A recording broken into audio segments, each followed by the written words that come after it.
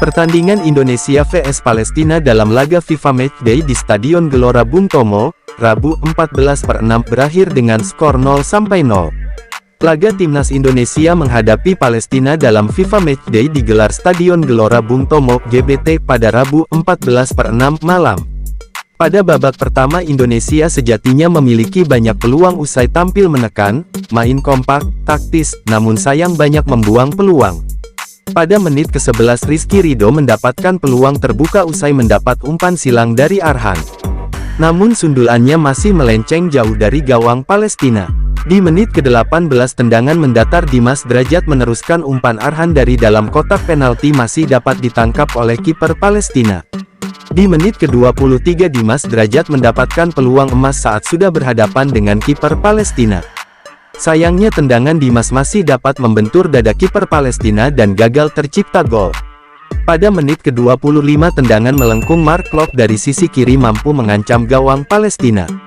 Namun bola masih melebar di sisi kiri gawang Palestina dan tak mampu dijangkau Elkan Bagot.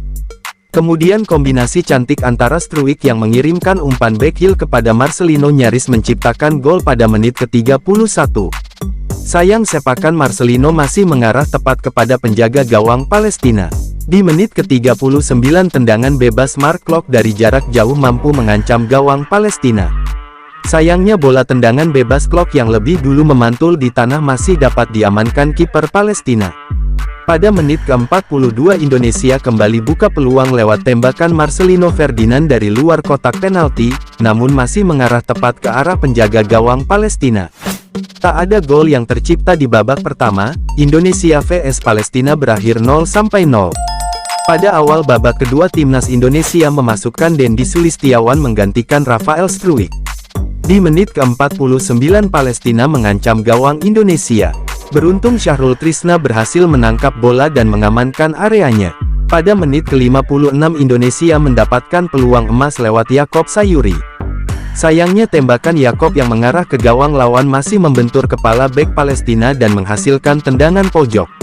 Tekanan Indonesia dari sisi kanan lewat umpan silang Dendi Sulistiawan mampu menciptakan peluang untuk tim Garuda. Namun bola masih bisa dibuang oleh bek Palestina dan menghasilkan sepak pojok.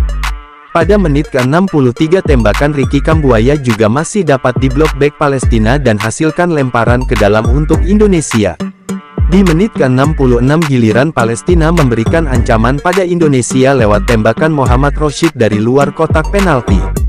Namun tembakannya masih melenceng di sisi kanan gawang Indonesia.